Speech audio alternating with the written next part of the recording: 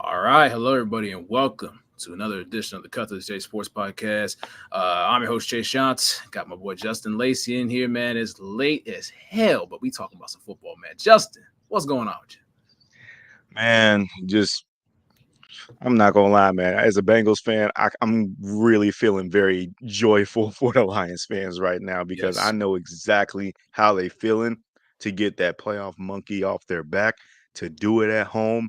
They did run a lot of promos all week long. Eminem was in the house. I wonder if Dr. Dre was there, but maybe not.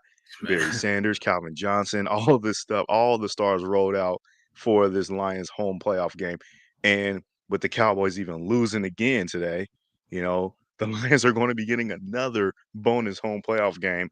So they're going to be playing with house money. But man, Mm, just watching those fans shed tears, we with you, man. We went through it 2 years ago when yeah. we finally broke the playoff curse. So that's how I'm feeling right now. I'm feeling very happy for the Lions fans. Before we talk about that game, man, we're gonna give two things real quick. Obviously, if you're watching this video, like, subscribe. We got 8 people in the chat right now, watching us here. Appreciate you guys taking the time out of your night right now to watch us, like, and subscribe to the video. I would really appreciate it. We would really appreciate that. And then with this Lions and Rams game, man, my brother has been a long time Detroit Lions fan. He didn't watch the game with me because, hey, we gotta watch it in separate places just in case shit pop off. Yeah. But I'm gonna be, I gotta give a shout out to my brother, man. He's been going, with this team, been going through it and everything. And just to, he gave me a call right after they won the game, right after that final kneel down. And I'd say, like Justin said, man, it was really, really emotional to watch it. And it just gave back vibes from the Bengals, but it was just awesome to see the Lions have their moment. And I think a lot of, us are pulling for the Lions, man, from one big cat team to another big cat team, man. I mean, Right. Gotta love what the Detroit Lions did. But yes, they won the game 24-23. Easily the best wild card game of the weekend so far. Justin was telling me before we got on here that something tells me that's going to, end up being the best wild card game, compared to the other two games that are going on tomorrow. But looking at some numbers, these quarterbacks did not disappoint one bit. They really didn't. Matthew Stafford on the losing end, 25 for 36, 367, 2 touchdowns and no interceptions. And then Jared Goff made a couple of big throws down the stretch, 22 for 27, 277, and a touchdown pass. And a touchdown pass was on fourth down in the red zone, go-to-go situation to Sam Laporta. It was a huge one to go up 21-10 in the second quarter. But Justin, just thoughts on this overall game, because I think it had a lot of us shaking. A lot of us were just, this is incredible, goosebumps, all that stuff. But what were your thoughts on this game? Well, it actually started exactly how I would thought it was going to, with both quarterbacks throwing haymakers across the field. The Lions did a great job just going down the field on the first play of the game. I'm sorry, just on the first possession of the game, just Mm, both racing down the field and scored the game opening touchdown. They had three straight game opening touchdowns. Three straight drives, which just ended in TDs, and it was just amazing to watch. Honestly, they did have the one punt, obviously, but the yeah. Rams, they kept up. I don't think they even punted in the first half, as what Dan Campbell stated to in the second half interview that he mentioned. This Mm, game had the making of being a shootout, and I thought that we were going to go in for a shootout, kind of like how the Texans and Browns game started, that they were yeah. throwing haymakers back and forth, trading leads and stuff. But we already know how that one turned out. If you guys have tuned into our last show last night, it was just a total demoralizing effort for the Cleveland Browns, the Texans, but it didn't shake out that way. And quite frankly, I was glad that it didn't shake out this way, because you just had two really hungry teams that worked their behinds off all season long to get to this point. And it just felt like that the moment was going to be destined for the Lions to finally get the monkey off their back. But the Rams did not make it easy for them. In the second half, it was a total flip of the script. It ended up turning into a defensive effort. Like, Dan Campbell was very serious when he said, "Let's stop the explosive plays." And they still had some explosive plays here and there. Puka Nakua, he just went off for a record, Yeah. I think a rookie record or playoff record for 182 yards Yeah. receiving Off and a 9 catches. touchdown. Yeah. Mm-hmm. Off of 9 catches. I thought he was going to get a second touchdown too on that second Also, and long bomb that he caught. But he's become the new guy that's pretty much supplanted, obviously, clearly as the number one receiver for the Rams. You like to think that Cooper Cup is still the main guy, but he's not. There's nothing against Cooper Cup. It just Puka Nakua just outshined everybody throughout this whole season for him. So yeah. you love what the Rams are building over there. They got a lot of young guys. They got a lot of good nucleus talent. a new, like a nice little core of group of talent, with a lot of rookies that they had from this past draft. But the Lions, man, they had to rebuild from basically scratch to nothing. Yep. They made the internal trade with the Rams. They basically had the quarterback swap places, and shoot, Jared Goff, you can't say enough about you being able to overcome the adversity that he's overcome to finally help the Rams. I'm sorry, I want to say the Rams because he was a Ram, Yeah. to help the Lions get to this point. And like I said, tip the cap. The Lions held on because there was a moment where you felt, as Lions fans, I'm pretty sure there was a moment where you probably felt throughout this game like you're going to lose this lead. And I thought it was going to come to the second to last drive when the Rams had the ball and they got down on the Lions side of the field, but the 10-yard penalty, the holding penalty sort of helped. And then they was able to force a punt from them, which I thought they were going to decline the penalty and force a field goal, but it ended up working out for them anyway. So, and they Definitely never did. took the lead. They never had the lead the entire game. So Yep. again, Dan Campbell, I got to tip my cap to him. He had preached energy. The biting of the kneecaps, all Mm-hmm. that came to surface in the second half, man, to where it ended up turning into one of the better games of all the wild card weekend. Probably going to be the best game of Super Wild Card weekend. And obviously, for obvious reasons, we're going to remember this game for a very long time. The city of Detroit's going to remember it. A lot of people around the National Football League are going to remember this day. There was, a season ticket holder who had been there around for about 66 years. He was in the stands. I forget what his name was, but he was Saw that. 89 years old. And he Yeah. was there at the 1957 NFL championship game when the Lions won that championship back then. I mean, just the historic factors, everybody, all the stars were at the game. All the stars were shining in this game, to say the least. The guy who, had the catch to seal the game, Amon-Ra St. Brown, what he's done this season, I mean, he is solidified himself as, I would right now say, a top 2 slot receiver in the National Football League, man. He just finds a way to just, find the soft spot in the zone.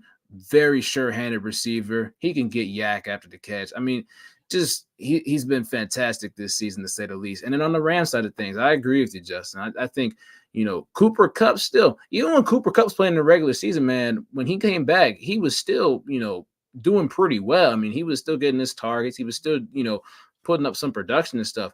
But that boy Puka, there's a lot of syllables right there. Puka Nacua, man. I mean, wow, he's something else, man. Talking about the yards at the catch, talking about the contested catch, talking about just getting open. I mean, every which way possible, Puka has done his job. And this was the best rookie receiver season that we've seen when it comes to yards and production.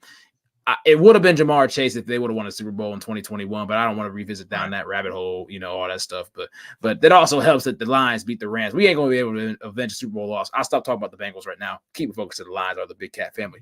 But yes, it was exciting. It was such a great game to see. I'm so glad that this game was the Sunday Night Football game on NBC, because I think you notice as well. It's just different, man, when it's on SNF, man. That game is just different. The players know it too. Yes. I know players are like, they just out there to play the game and stuff like that. They play the game at the specific time and all that stuff, but they know the stakes are heightened and stuff. Man, it's Sunday Night Football on NBC. It's the wild card.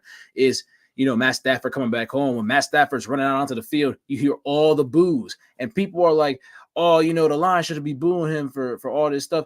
I mean, look, if it was a regular season game, I don't think they would have booed him. I think they would have gave him his applause and stuff like that. But again, someone pointed this out. They booed Tom Brady when Tom Brady came back, and Tom Brady is the GOAT. He won 6 Super Bowls for the Patriots. And, they went out there and booed him and stuff like that, but they gave him his respect before the game and everything with being a regular season game.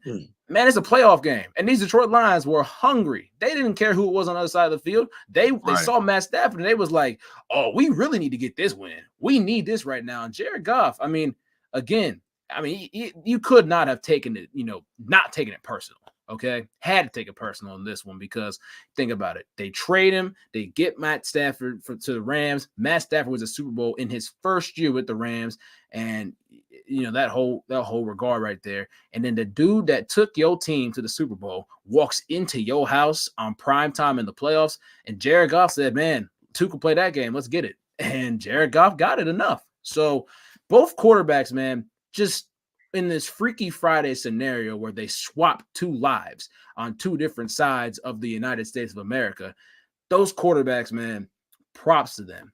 Props to Yeah, them, man. They were awesome tonight, to say the for least. sure, for I sure. mean, it was just great to see. And people that forgot about Matt Stafford, if you watch this game, you was reminded that Matt Stafford, he's still He's that still dude. that dude. He's He's still still that that dude. dude. He is the classic definition of a gunslinger right there. And it's not a gunslinger. He will turn the ball over sometime, but you did not see him put the ball in harm's way a lot tonight.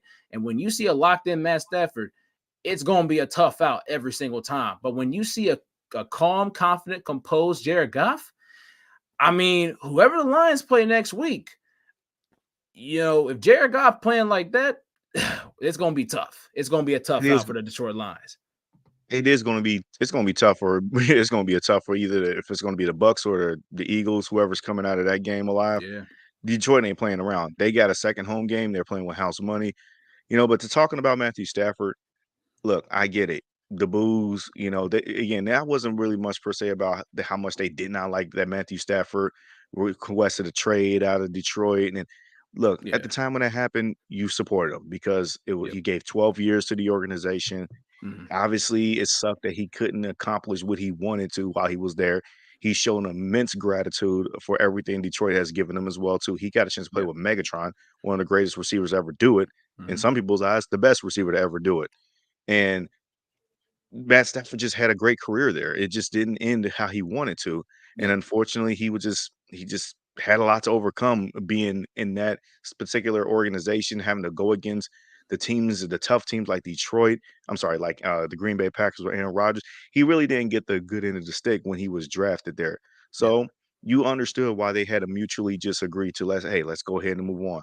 Mhm. For the Rams, Jared Goff kind of got done dirty, man. People did not He realize did. this. When he was with the Rams, he led them to the Super Bowl. He also got hurt the year before they even traded him. I think he hurt his thumb or whatnot, to where he Yeah. had to gut it out the best that he possibly could in that playoff game. A lot of 2020. people just don't remember that. And Mhm. basically, the quick shift pulling organization of the LA Rams with Stan Kroenke. I don't even know. I Stan remember the owner's name. it's Like Stan Les Kroenke. Snead. Yep. Yeah, like Mhm. they were so forceful on just making moves so fast that they was like, let's move off of him, whatever. Even though they had literally just signed him to the contract, he did everything he could to take him to the playoffs. I believe that if Jared Goff would have just been, they've been a little bit more patient with him, he would have went back to the Super Bowl, in my opinion. And I'm Mhm. not saying that he would have won it, but I Yeah. think that he could have took that exact same Matt Stafford Rams team to the Super Bowl because they loaded that roster up with Oh, names. yeah. Mhm. And I just think that Jared Goff really didn't get a fair shake to kind of revise himself during his little small adversity that he battled there, and the Rams gave up on him. To me, Yep. that's the real story, you know. And I'm Mhm. I'm more or less happy for Jared Goff, more so than I am the entire Detroit Lions fan base, because he's immersed himself with the fan base to be like, I can go and one up and do what Matt Stafford couldn't do. Yep. But again, it's a different time. You ain't got to go against Yeah. Green Bay and Aaron Rodgers twice a year in his prime. You ain't got to go against the new purple people leaders Minnesota defense twice a year Mhm. like that. It's a different era when it comes to NFC It North is. football, but who cares? But at the end of the day, this was a really good game where it's like in the best game, and it was the perfect time slot Yes. for the playoff Super Wild Card weekend on NBC. And you said it. I'm glad you brought it up.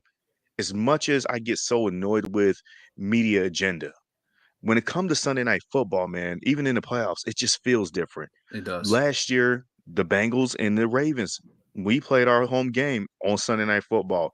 That ended up turning out to be the best game of the weekend, Yes. with the fumble 100%. in the jungle. And that was one of the more iconic plays in Bengals franchise history Mhm. and probably in NFL history going forward. But this moment will forever be cemented. And I am so happy for the Lions fans to be able to experience it on that area, that network, on the best time slot in all of football for this season. Mhm. And quite frankly, you got to look forward to some more of those actions going moving forward. So, Yep. the light's not going to stop being bright on you guys now. So, yeah, again, can't say enough good things about this game. It was fun. I'm happy that it wasn't ending in bitter defeat for the Lions because it could have went that way. It really could have. It could have. But the light shine at the end of the tunnel for once for them. Yep. And like someone else said before, I guess we'll never know. But there you go. When the Detroit Lions will play next week against the either the Philadelphia Eagles or the Tampa Bay Buccaneers at Ford Field, the game's going to be at 3 o'clock on NBC and Peacock. They just released the schedule on that regard. And Football Night in America is going to start at 2 o'clock over on there. We'll talk about more Rams Lions throughout the week. That was a fantastic game. Talking about ending in bitter defeat and agony. Whew. Wow. Man. I don't think any of us saw this coming. Maybe Mm-mm. not. I don't think anyone saw the score coming. I don't think anyone saw the other domination coming. I don't think anyone saw how well Jordan Love would play in his first playoff game. I don't think anybody had any type of parlays or any type of bets that Aaron Jones would score 3 touchdowns because the man decided to screw me and 1,000 other people in fantasy this year. But, nonetheless, no hate toward Aaron Jones. But man, go Pack, go? Question mark. I mean, this was crazy. This was absolutely insane. They were up at one point 27-0 before halftime. And it took the Cowboys to the final play before the half to get any points up on the board. And I'm gonna just say this. I'm gonna ask one more question. You can take the floor. Jordan Love, light skinned Aaron Rodgers. Now, shoot, maybe light skinned Brett Favre, the way how he Shoot. does them off platform throws, Man, off the leaving back with both foot. feet off the ground. Bro, he literally jumps off of both feet off the ground when he makes his throws. And it's Yeah. crazy, remarkable to watch it happen. And it reminds me of Brett Favre, you Yeah. know? It's crazy where how the Packers just continue to find great quarterbacks like it's nothing. So, They're so you know, blessed. They're blessed, they man. I'll they tell you they that. really are.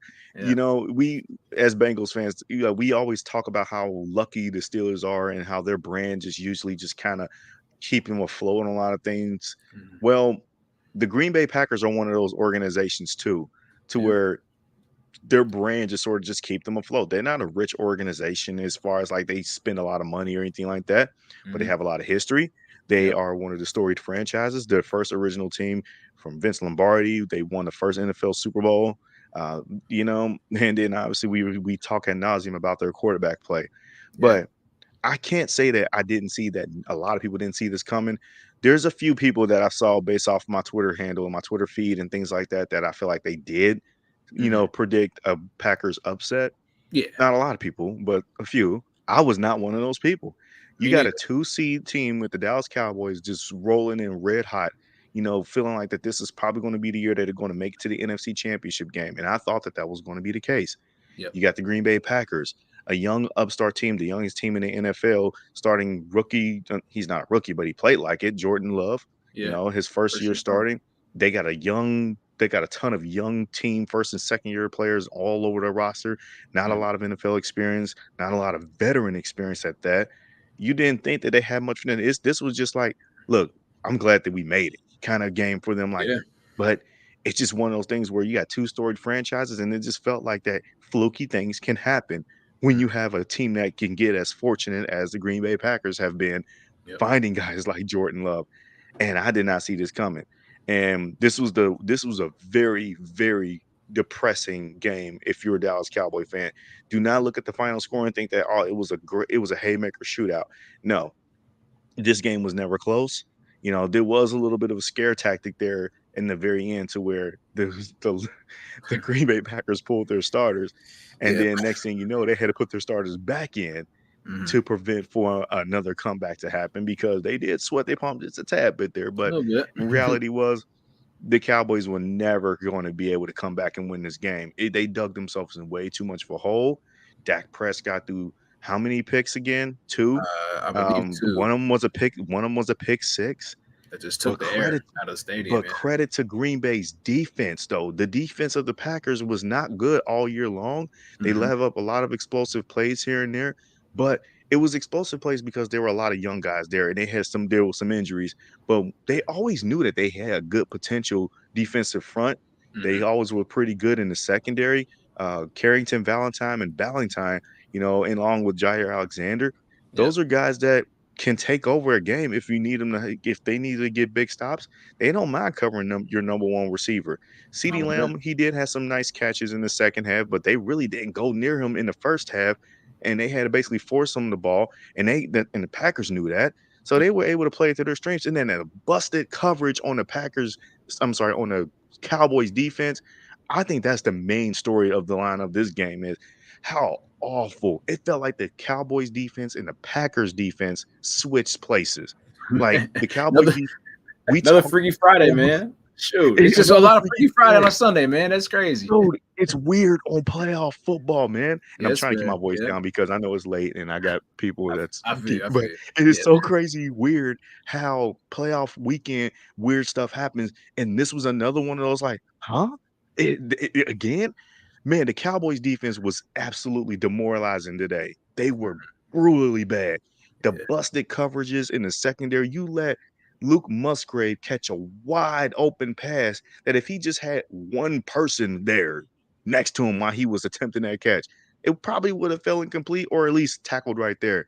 yeah. But it ended up going for a touchdown. Hey, that And play, that's just man, it's literally you that's can be a insane. ref, man. 1, 2, 3. That ball was floating in the air for a long time, and that could have been a ref Oh at like man. 1,000, 2, 1,000. That was crazy Bro, though. Like, I could have came out of the stands in time just to run up there and intercept that pass because that ball floated in there for that long.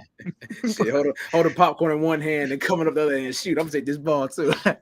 No, man, Good grief. it's just Man, ridiculous, man. it And I really feel is. like that the pass rush of the Cowboys was just not there. They kind of gave up. They were soft against the run.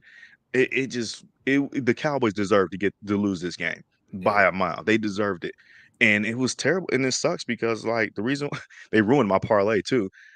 So I had the Cowboys as an easy pick 'em win, thinking Yeah. that, oh well, this is an experienced Cowboys team. They're about ready to make a championship run. The Mhm. Packers are a brand new team, fresh off of the Aaron Rodgers era. I didn't think that they had a chance. I really didn't. They were a 7-point underdog for a reason. Well, I did yeah, we did not see this coming, and I did not win my parlay again. So I suck at parlays, and I'm just not good at parlays. So I'm just gonna stop doing it. But at the end of the day, the Cowboys, the way how they played, they sure as hell deserve to lose this game by the way that the product they put on the field. Mhm. And man, who the question I want to ask you, Chase, before you give your thoughts, what does Mike McCarthy deserve to keep his job after this game?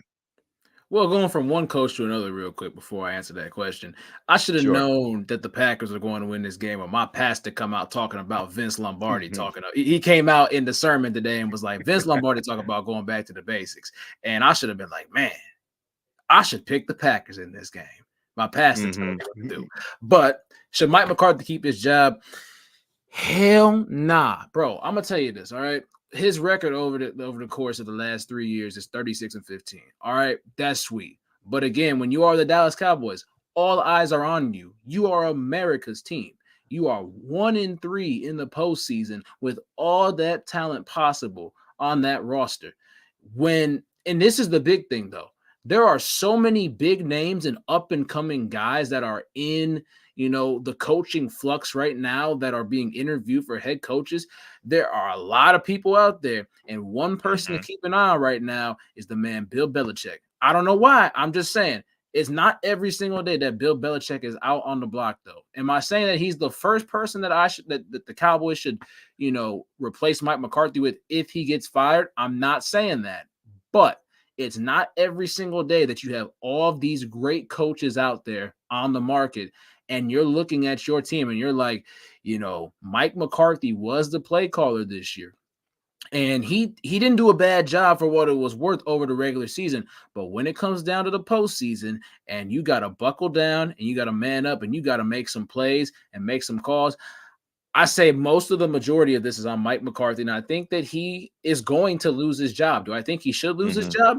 I think he should over the last. He's had 3 years Yeah. that he's had 4 years to do it. He gave, Right. 2020 was COVID and stuff, but then he got everybody back. It's been 3 years of production in the regular season. They lose to the Niners back-to-back seasons. They lose to the team that he used to coach for a long time and won a Super Bowl with in that stadium. Let me give you this. The Packers have won more playoff games than the Cowboys have in AT&T Stadium. That's a problem. You got to That's get his ass out of here. All right. I'm yeah. sorry. But again, I think a good majority of this blame should go on Mike McCarthy, but then a good majority should go on Dak Prescott. But the only Exactly. the only thing is, how do you get, there's like college fans like, man, we should get rid of Dak Prescott. how do you get better from Dak Prescott? Because you're not going to get a high pick in this draft unless you trade up and do all this stuff. But again, I was also looking at a couple of options. They would have to get older at quarterback. In my opinion, I know this is just very short notice, and this is a couple hours after a playoff game's been played. I haven't really settled down and thought about this a ton or anything that as I should have. But what if I'm gonna just throw this hypothetically out here? The Cowboys end up trading Dak Prescott to a team that is needy of a quarterback because Dak Prescott is a top 14 quarterback in the league, and about 18 teams are looking for that guy right now. All right. And what if the Cowboys were to trade Dak Prescott to a team like maybe the Atlanta Falcons, someone who really needs a quarterback, and they get some picks in return? Now, again, who would that mean that the Cowboys get as their next quarterback? Mm-hmm. That would be going, if you're looking at the free agency mark, that means that some of those guys are going up in age. But two guys that I'm looking at right now, and one in particular is probably going to get released in March. Russell Wilson, who just came off a very good season. I know his age is a factor in everything. But if you're trying to be in that win now mode, I don't know. That's just something to think about. But Dak Prescott's contract, he only has 1 year left on his contract in this coming year in 2024. I know for a fact that Jerry Jones is not going to pay this man $55 to $60 million a year. So he's going to have to figure something out. Give me your thoughts on this, though, because I've been going on a little bit. For sure. No, for sure. And regarding Dak Prescott, I think it all depends on who's going to be the next head coach. And we're all assuming that Mike McCarthy's getting fired after that beat down of a loss. You would think. But let's talk about the hypothetical that you brought up in Bill Belichick. Bill Belichick is not a guy that is heavily leaned on regarding quarterback. I know that's crazy to say that because he had 20 years of Tom Brady. Yeah. But you got to think about how he got Tom Brady. He picked Tom Brady in the 6th round, and he didn't start him right away. He was 4th on the quarterback depth chart back in 2000. Yep. People don't also remember this either. Again, because when you talk about new age Patriots fans, they don't think about the Bledsoe era. No. And he made the switch because regardless of what they did of signing Drew Bledsoe to a long contract, a 10-year deal at the time, and then replaced him with Brady because he felt like that Brady was going to work better for the entire team. If Belichick were to come into the situation of the Dallas Cowboys, he is going to analyze this from what's going to be the better production-wise of the entire team. And if Dak Prescott does not fit that mold, he is going to be Wally Pitts. He is going to be the new Drew Bledsoe, to where somebody else, no matter, we don't know who it could be. We're just all speculating right now.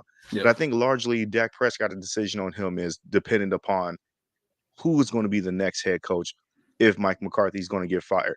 If it's somebody that's just an offensive genius, like an offensive guru, or they promote Kellen Moore into that spot, then I don't really see any changes happening at the quarterback position because now it's just going to be like, well, Dak Prescott had good numbers with Kellen Moore as his offensive coordinator. You know how that new age nonsense go.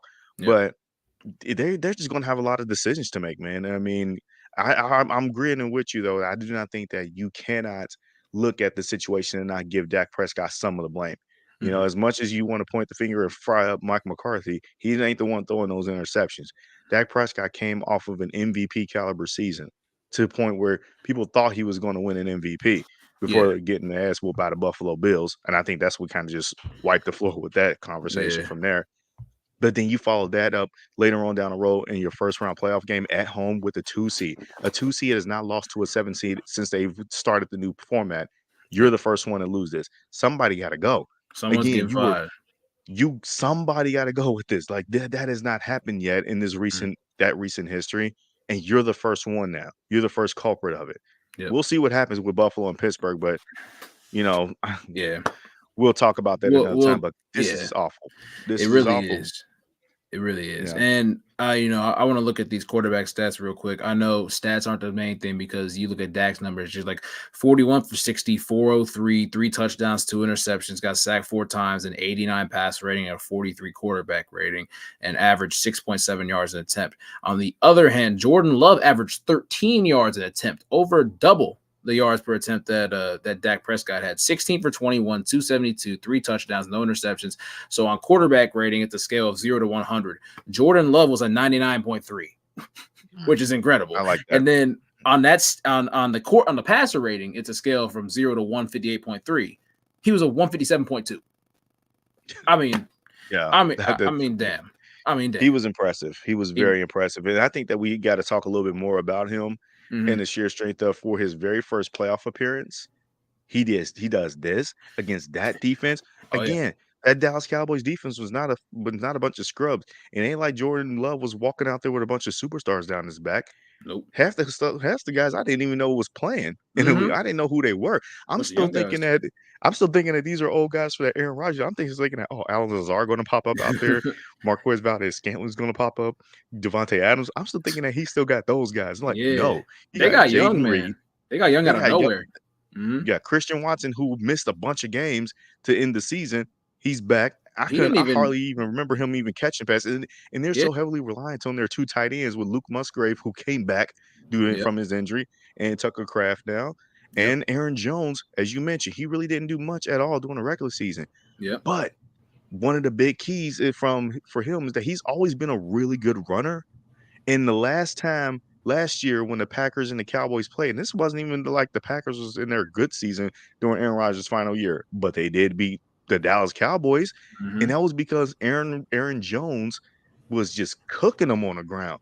So that potential was always there. So it was like, way to go, Jordan Love, for being able to manage this game. Now, I don't think that holds up against the 49ers, because there were some plays that make me feel like that, okay, you still got a little bit of kamikaze like Josh Allen style to your game, to where you just basically got the luck of the busted coverage and miscommunication in the secondary, to where that defense in San Francisco is not the defense that you saw today. So again, what a hell of a job performance. It's not going to take anything away from what he's done. Because winning the playoff game is hard. It's hard to win a playoff game. But these young guns coming in, you got CJ Stroud, day one. CJ Stroud, first playoff game. Jordan Love. Now Jared Goff with the new Detroit Lions. It's hard winning the playoff game, but these guys are coming in here making it look easy. So you got that right, man. Hey, again, far. Yeah, man. I mean, you take Jared Goff out of the conversation right here, but for these young guys, you don't know what you don't know. You go into that thing, man, and you keep balling out. I mean, shoot, anything can happen. And it's just crazy what's been going on, man. But, like you mentioned, the Cowboys pass rush was non-existent. They had 0 sacks today. They had no pressure whatsoever on Jordan Love. The guys up front kept Love, pretty clean in that regard. They were moving the pocket around a lot of misdirection. They did a really good job. Matt LaFleur, man. Matt LaFleur, once December hits, man, I know it gets icy outside, but he gets icy with them play calls, man. He got another level with that stuff. He definitely Speaking of Matt LaFleur, okay, I got to eat some crow here too, because I didn't think he was that good of a head coach. I thought it was all predicated off of Aaron Rodgers' success. But again, similar to like Jordan Love, he didn't have very much to work with either. And bro, he made one hell of a living doing what he's been doing. So I just need to give a quick little shout out to there from him. 100%, man. I mean, what we saw today, man, both NFC North teams, man, they went to battle and they won their respective games, and they'll be playing next weekend. Like mentioned, the Packers and the Niners are going to be playing each other at 8:15 next Saturday night on Fox. We're going to give you guys the previews going forward this week for these games. This is going to be so fun, man, with that. And then tomorrow, you've got the Steelers and the Bills. This game that was supposed to be played at 1 o'clock today is going to be played at 4:30 on CBS and Paramount Plus. I mean, we'll see how that thing goes, because we'll see if we can even see the game through the snow. But, that's going to be fun. The Bengals know a thing or two about playing in that snow weather up there. But then, the 8 o'clock game, the Philadelphia Eagles and the Tampa Bay Buccaneers. Again, another game with a lot of storylines and a lot of uncertainty. AJ Brown is not playing. The Bucs, they've won, games in very different ways and regards. And Jalen Hurts, I think we've only seen him throw maybe one pass publicly this week. So we'll see what happens in that regard. And then also the overlooming factor of Nick Sirianni might be on the hot seat if they lose this football game tomorrow night. Yes. Forgot about that. Is going to be insane. And we're gonna have you guys covered. We appreciate you guys tuning in tonight with this one. You got anything before we get out of here, Justin? You going into tomorrow? I mean, that one of the two of the underrated storylines of the coaches that are going to be playing in both of the games. Yeah. You know, with the Steelers and Bills. There's a report that may be slowly circulating out there that this may be Mike Tomlin's last game, and he might step down and resign afterwards, depending on how it all shakes out, or not the game itself, but once he consults with the family, we might see what goes on there. So there might be a little bit of shakeup in Pittsburgh after that game. And then, as you mentioned, with Nick Sirianni, look, it's crazy how just last year we're talking about the Eagles as the new top dogs of not just the NFC, but of the NFL potentially. Mm-hmm. They were on the short list of going back to the Super Bowl and finishing the job. All to now, Nick Sirianni's back on the hot seat. It's crazy how fast the league moves, but it's also because it's predicated on how cutthroat some of these organizations are. You got to win now. You got to play well. Otherwise, they're going to run you out of town. Mm-hmm. It's crazy how certain people and certain organizations operate that way. So we'll see how both games shake out. It should be a fun contest for either game. Whether for the Bills, it might not be a close game per se, but it should be a fun one, being that this might be an environment played in the snow. Yeah. And for the Eagles, Bucks, you got two teams that's playing like the Bucks were playing decent down the stretch. They got a nice win to win the division. Yep. But the Eagles, they got a lot of work to do. They've lost 4 out of the last 5 games. So I can't wait to see how that one shakes out. Something tells me they're going to pull off the W to kind of save Nick Sirianni from the embarrassment. Like I think they're seeing what's going on with the Dallas Cowboys right now, and they're like, "Yeah, we don't want that." You gotta tighten up, man.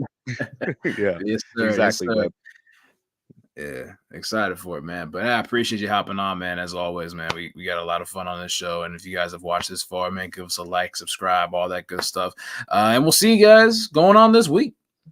Yes, sir.